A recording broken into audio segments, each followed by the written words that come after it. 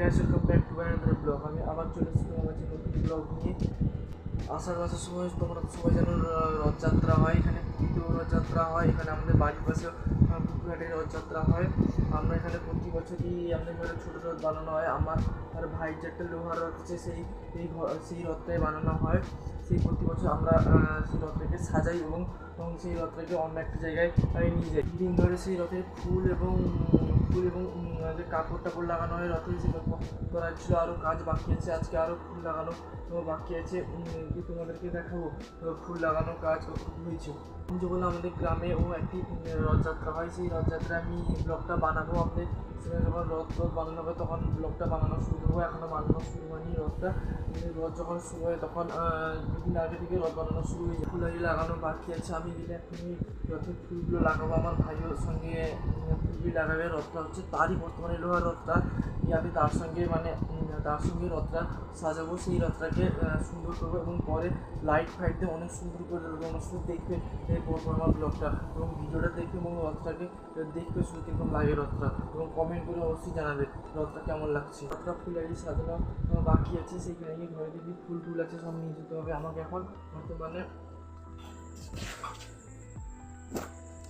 এই যে ফুলটা দেখতে পাচ্ছ, এই ফুলগুলো নিয়ে যাবো, রথে লাগানো হবে।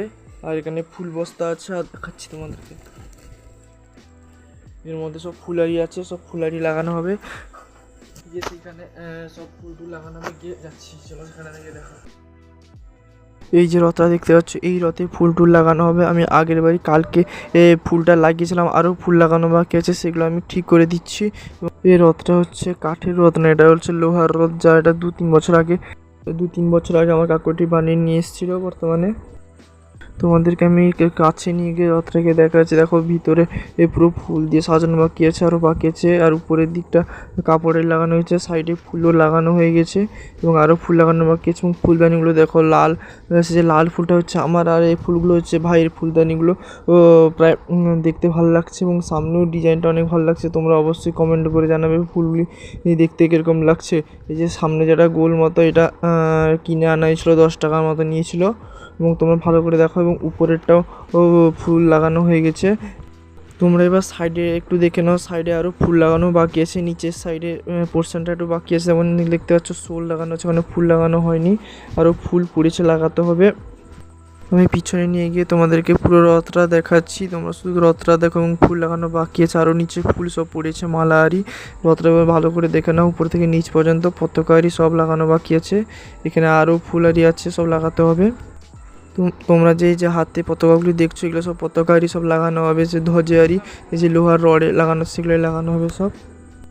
তোমাদেরকে আরেকটা জিনিস দেখাচ্ছি, এই যে নিচে একটা সবুজ কালারের কাপড় দিয়ে ঢাকানো আছে, সেটা হচ্ছে ঠাকুরের উপরে বসবে। ঠাকুরটা একটুখানি ছোটো আছে বলে তাই জন্য এটা লাগানো হয় ভিতরে। তোমাদেরকে এই ভিতরে আমি দেখে দিচ্ছি, সেই সবুজ কালারের বাক্সটা এই জায়গায় লাগানো হবে, ঠাকুরের এর উপরে বসবে। এবং লাইট ফাইট লাগলে তোমরা শুধু দেখবে কত সুন্দর লাগবে।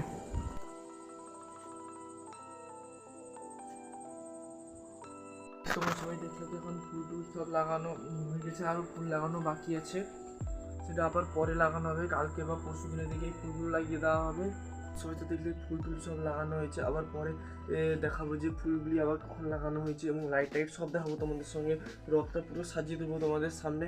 এবং তোমরা যদি নতুন হয়ে থাকো, চ্যানেলটিকে লাইক এবং সাবস্ক্রাইব করে দেবে এবং কমেন্ট করবে রথটা কেমন হচ্ছে। তো দেখা হচ্ছে নেক্সট ব্লগে, বাই।